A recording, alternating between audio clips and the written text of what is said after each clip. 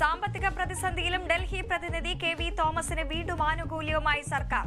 യാത്രാബത്ത പ്രതിവർഷം 11.31 ലക്ഷമാക്കാൻ പൊതുഭരണ വകുപ്പിന്റെ ശുപാർശ. PSC അംഗങ്ങളുടെ ശമ്പളം കൂട്ടാനുള്ള സർക്കാർ തീരുമാനത്തിനെതിരെ പ്രതിപക്ഷം.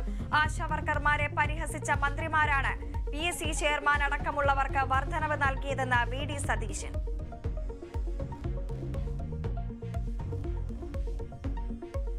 ശശി തരൂരിന്റെ ലേഖനത്തിലെ കണക്കുകൾ തെറ്റാണെന്ന് താൻ തെളിയിച്ചെന്ന് VD സതീശൻ. തരൂരുമായി തർക്കിക്കാനില്ല, തരൂരിനെ തിരുത്താൻ ശേഷിയുള്ളവരല്ല തങ്ങൾ. മുഖ്യമന്ത്രിയുമായി പരസ്യ സംവാദത്തിന് തയ്യാർ. തീയതിയും സമയവും കുറിക്കാൻ പ്രതിപക്ഷ നേതാവിന്റെ വെല്ലുവിളി.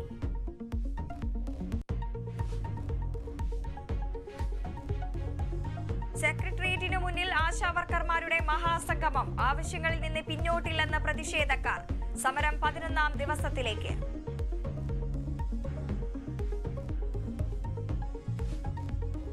കൈക്കൂലി കേസിൽ അറസ്റ്റിലായ എറണാകുളം RTO ജേഴ്സനെതിരെ വിശദമായ അന്വേഷണത്തിന് വിജിലൻസ്. ബാങ്ക് അക്കൗണ്ടുകളടക്കം പരിശോധിക്കും. ജേഴ്സന്റെ വീട്ടിൽ നിന്നും 64,000 രൂപയും 49 മദ്യക്കുപ്പികളും കണ്ടെത്തിയെന്ന് വിജിലൻസ്. ജേഴ്സനെ ഇന്ന് മൂവാറ്റുപുഴ വിജിലൻസ് കോടതിയിൽ ഹാജരാക്കും.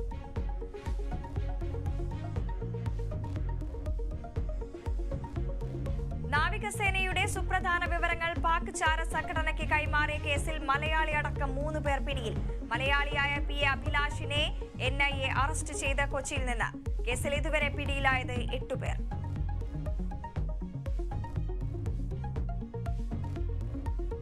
ഡൽഹി മുഖ്യമന്ത്രിയായി രേഖ ഗുപ്ത അല്പസമയത്തിനകം സത്യപ്രതിജ്ഞ ചെയ്യും. മുഖ്യമന്ത്രിക്കൊപ്പം 6 മന്ത്രിമാരും അധികാരമേൽക്കും. സത്യപ്രതിജ്ഞാ ചടങ്ങ് ഡൽഹി രാംലീല മൈതാനത്ത്. പ്രധാനമന്ത്രി അടക്കമുള്ളവരും പങ്കെടുക്കും.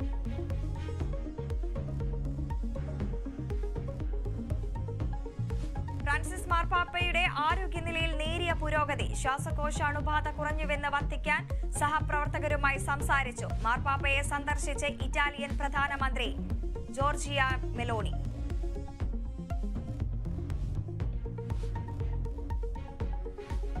കാസർകോട്ടെ എൻഡോസൾഫാൻ ദുരന്തബാധിതർ വീണ്ടും സമരത്തിലേക്ക്. ദുരന്തബാധിത പട്ടികയിൽ നിന്നും ഒഴിവാക്കപ്പെട്ടവരെ തിരിച്ചെടുക്കണമെന്ന ആവശ്യം.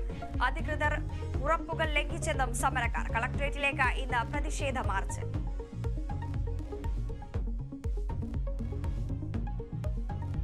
ചാമ്പ്യൻസ് ട്രോഫി ക്രിക്കറ്റിൽ ഇന്ത്യയുടെ ആദ്യ മത്സരം ഇന്ന്. എതിരാളികൾ ബംഗ്ലാദേശ്. മത്സരം ഉച്ചയ്ക്ക് 2:30 ദുബായിൽ.